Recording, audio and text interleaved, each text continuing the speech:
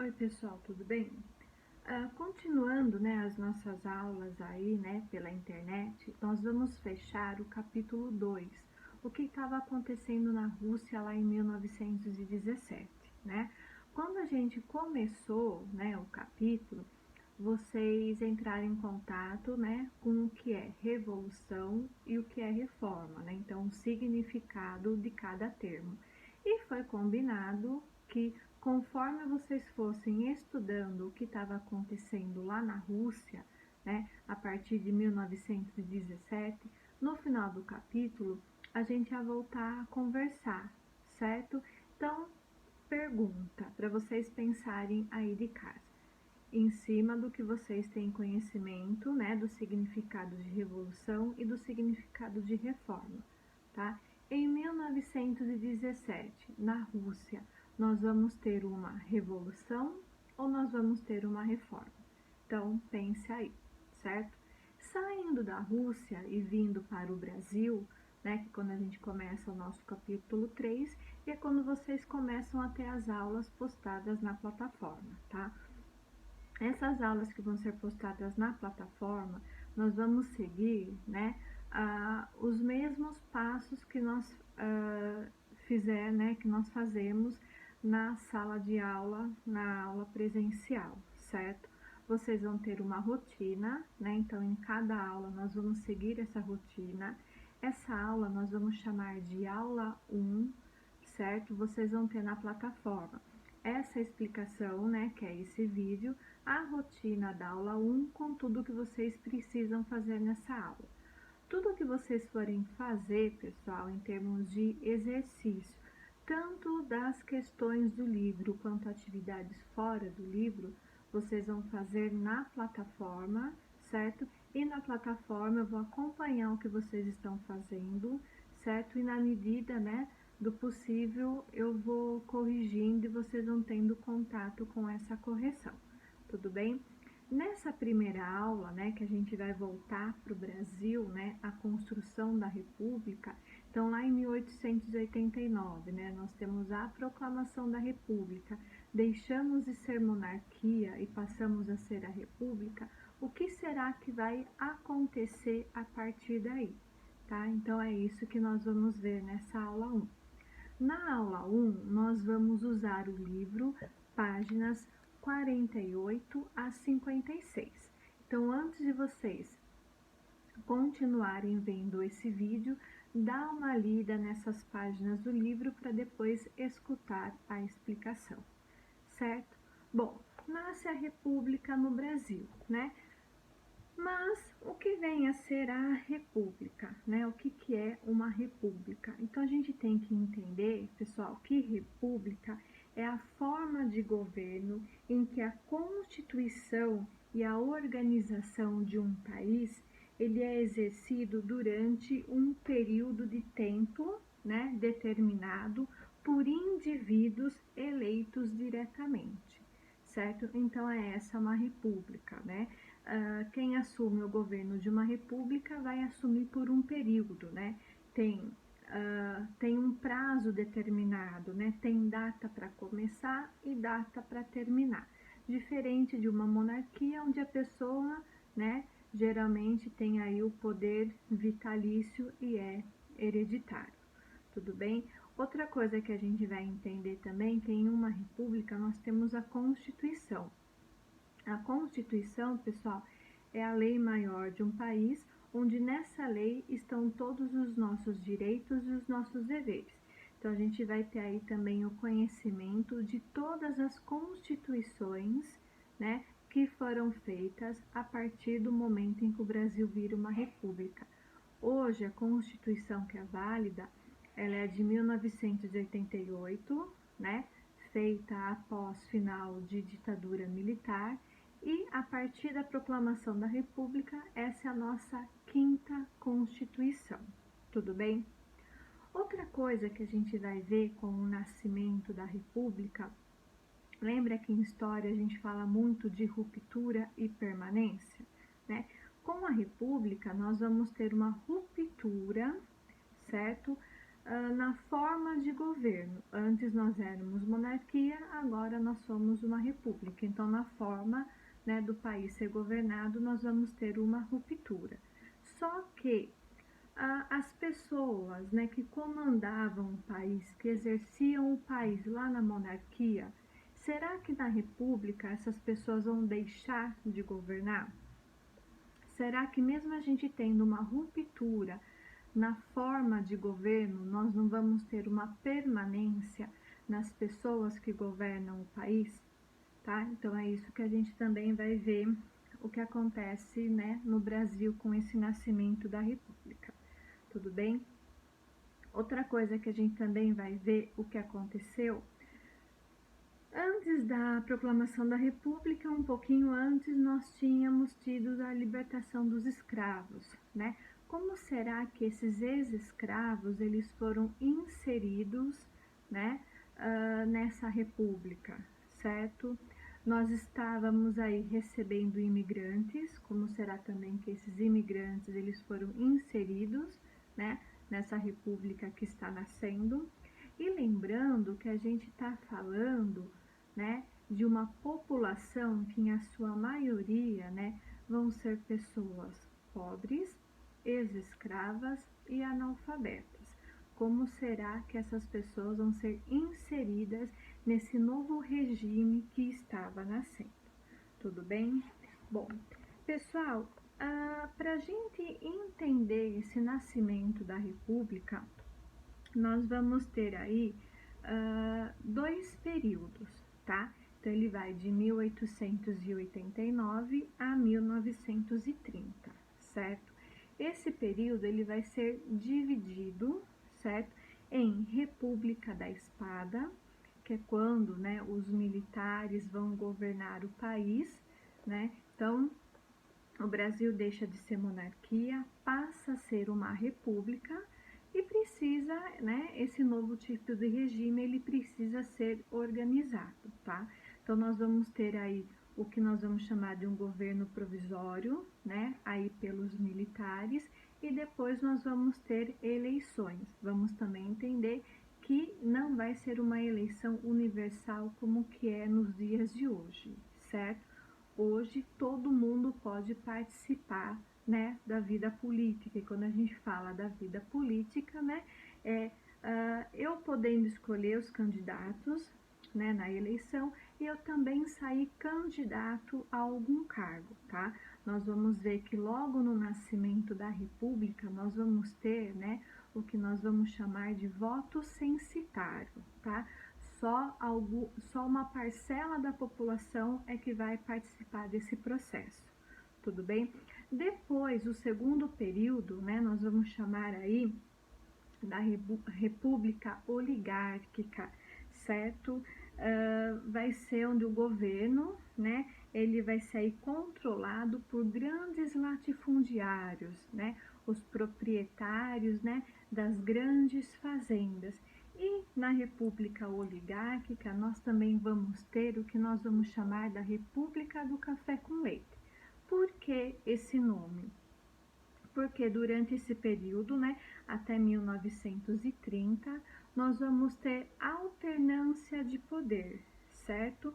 Então, nós vamos ter, né, governadores paulistas, grandes produtores de café, e nós vamos ter aí, né, governadores mineiros, grandes produtores de leite, tá? Por isso que nós vamos chamar aí da República do Café com Leite, tá? Essa República do Café com Leite, ela vai terminar só lá em 1930, quando aparece, né, aqui na história, uma figura que vocês já devem ter ouvido falar, tá? Vai ser a figura aí do Getúlio Vargas. Getúlio Vargas, né, foi gaúcho, né? Então ele quebra essa coisa da política oligárquica, da política do café com leite, tudo bem? Mas isso daí vai ser cenas para os nossos próximos capítulos, tá? Qual que vai ser, então, o primeiro período, né, desse nascimento da República, né, que nós vamos ter aí a chamada República da Espada, certo? O primeiro momento, pessoal, nós vamos ter aí um governo provisório, certo? Que a partir do momento, né, que o imperador ele foi deposto, né, foi feito um decreto, né, em que nós viraríamos uma república, certo?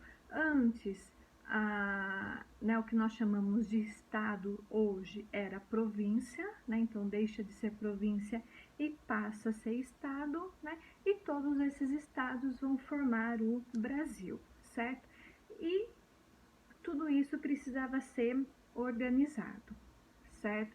Então, não foi de uma hora para outra. Então, enquanto se organizava, né, como nós não vamos ter mais a figura do imperador, nós vamos ter aí um governo provisório, tudo bem?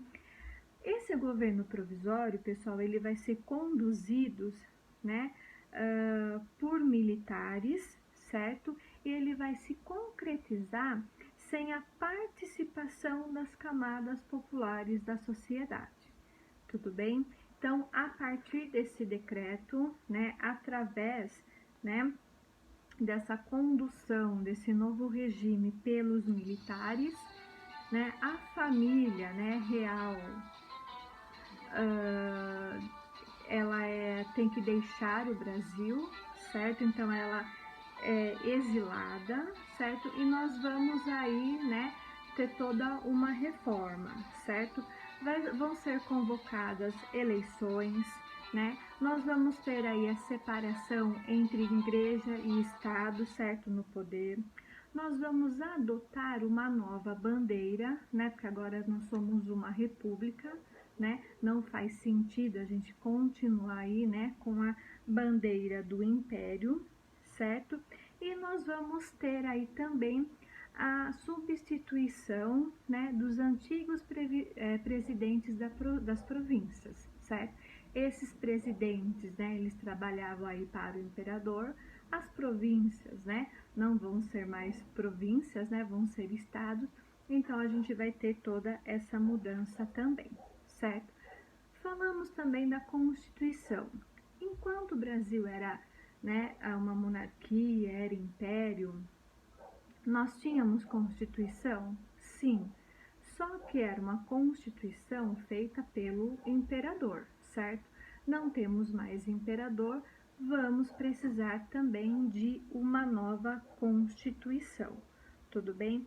Nessa nova Constituição, pessoal, nós vamos ter agora a divisão, né, dos poderes, né, que vão organizar o Brasil em judiciário, legislativo e executivo, certo? Esses poderes já existiam enquanto monarquia, certo? Só que antes nós tínhamos o poder moderador também. O poder moderador era aquele poder exercido, né, pelo imperador, né, que também, né, comandava os outros três. Não temos mais imperador, né? O poder moderador cai e só fica, né, o legislativo, o executivo e o judiciário, tá? Esses três poderes, pessoal, eles vão ser independentes, tudo bem?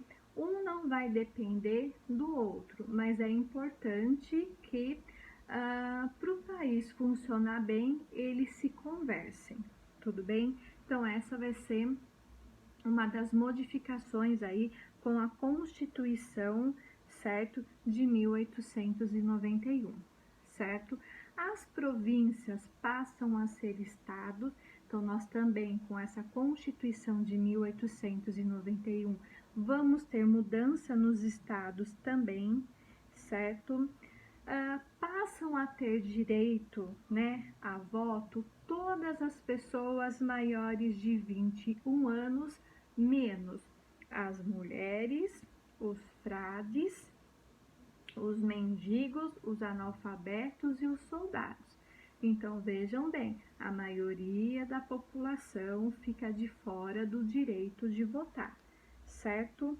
Bom, ao determinar, pessoal, que só os cidadãos homens, né, homens e alfabetizados podiam votar, certo? Essa Constituição vai excluir a maioria da população, certo? do processo político. Tudo bem? Bom, alguns avanços, pessoal, né, que nós vamos ver na criação desse novo regime, como nós acabamos de ver, não vai resultar na ampliação dos direitos políticos, certo? Vimos que uma grande parcela da população vai ficar de fora, certo? Com essa grande parte da população de fora, né, as elites vão continuar influenciando e dominando as decisões do cenário nacional, certo? O que vai permitir o acesso das oligarquias rurais, né? Lembra lá de São Paulo e Minas Gerais, né? Nessa hegemonia do poder. Tudo bem? Bom, pessoal, então como que vai ser, né?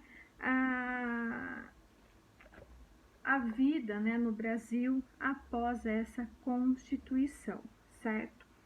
Os novos políticos, eles precisavam criar instrumentos, né, para legitimar aí o regime, né, para que esse regime da República, ele seja legítimo, né, ele seja reconhecido, certo? O primeiro elemento e o principal para que isso acontecesse, né, foi a promulgação da Constituição Federal de 1821, né?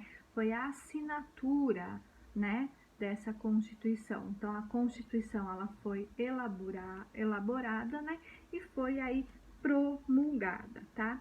Ela vai substituir, então, a Constituição de 1824, né, feita lá no Império, tudo bem? E é essa Constituição que vai definir aí a divisão desses poderes que nós vimos aí, certo? O legislativo, o executivo e o judiciário. A partir do momento que essa Constituição foi promulgada, né, esses três poderes, né, reformulados e instituídos, a República ela passa a ser aí, né, legitimada, né? Ela é legítima, ela é reconhecida. Tudo bem? Bom, nesse momento, pessoal, vai entrar aqui, né, no nosso capítulo, um personagem, né, o Rui Barbosa, certo? O Rui Barbosa, ele vai ser aí um grande entusiasta da República, né? Então, ele vai ser uma das pessoas, né, que lutaram para isso acontecer, né? Que vocês, né, em todos esses anos, a gente já comentou que as coisas em história, elas não acontecem de uma hora para outra, né? Ninguém levantou, né, lá no dia 15 de novembro de 1889 com vontade de proclamar a República, né? Esse acontecimento, né, de se proclamar a República, né,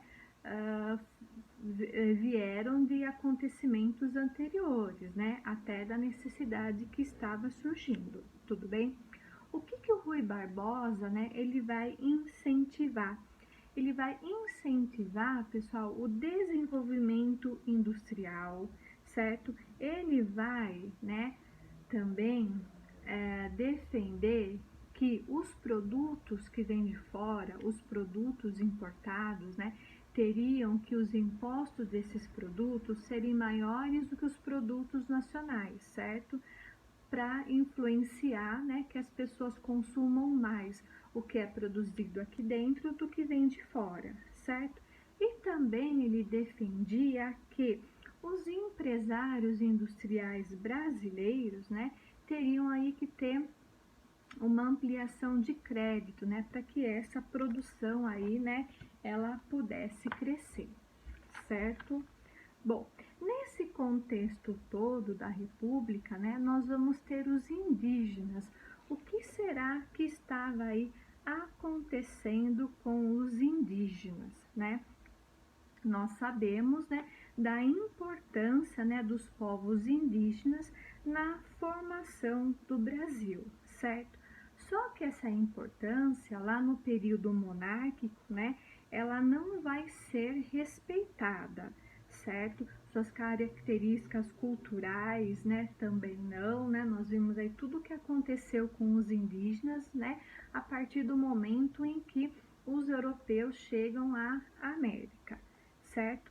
No período republicano brasileiro, pessoal, em que vai se ter, né, a demarcação, né, das terras indígenas, né, ela vai ser defendida, né, esse assunto vai começar a entrar em pauta, certo?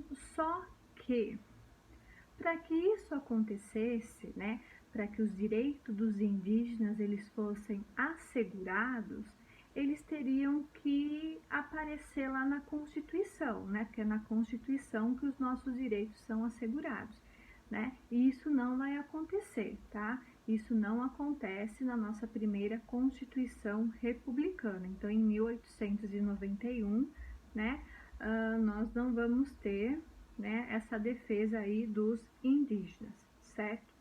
Bom, em nome, pessoal, então, do progresso econômico, né, em nome do progresso econômico e político brasileiro, né, os indígenas, eles vão sendo cada vez mais excluídos da sociedade brasileira, certo?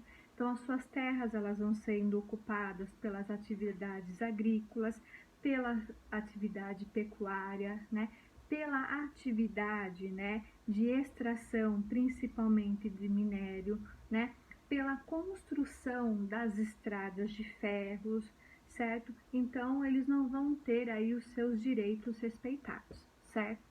Na região sul e sudeste, né, as aldeias quase que desapareceram, certo? E o número de indígenas, pessoal, no território brasileiro, ela vai diminuir drasticamente.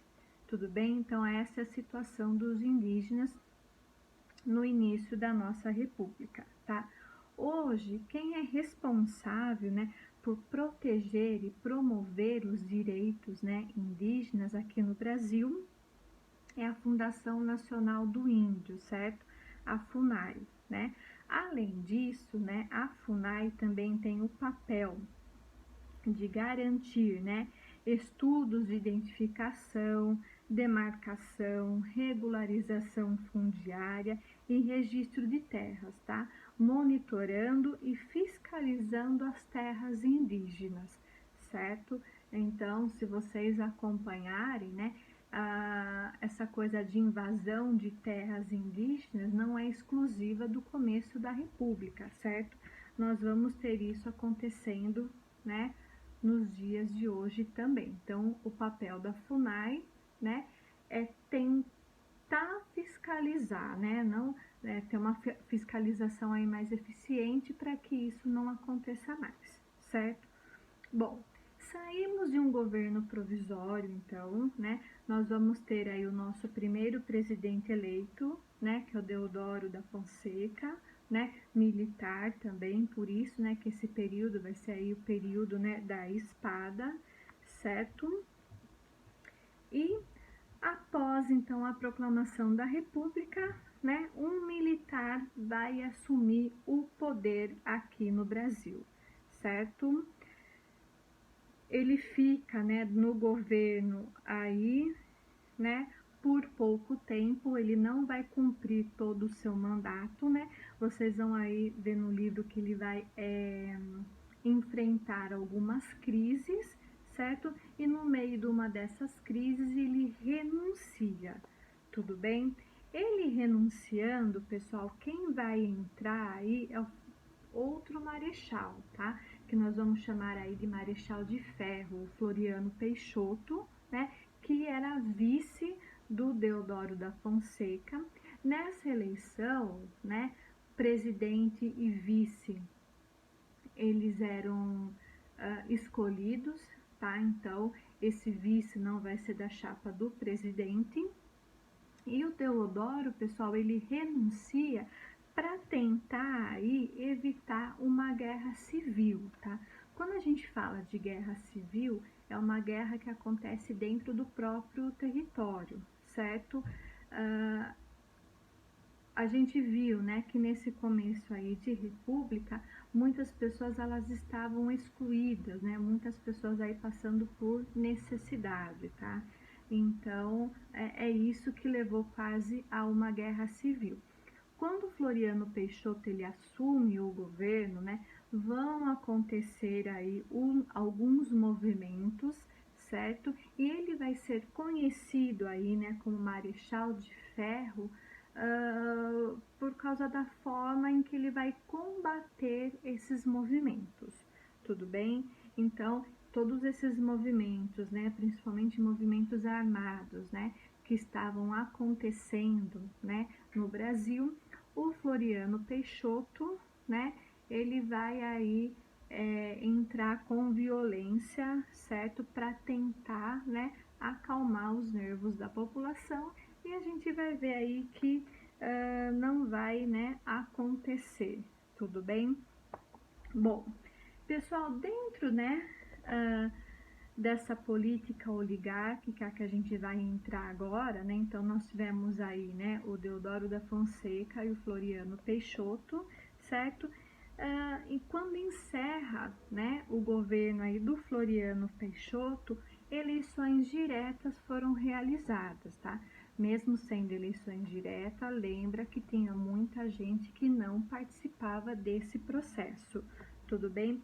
Quem vai ganhar essa eleição, né, vai ser o cafeicultor paulista, né, o Prudente de Moraes, tudo bem? Então, a partir daí é que o governo, né, passa para as mãos, né, de um grande latifundiário, tudo bem? Bom,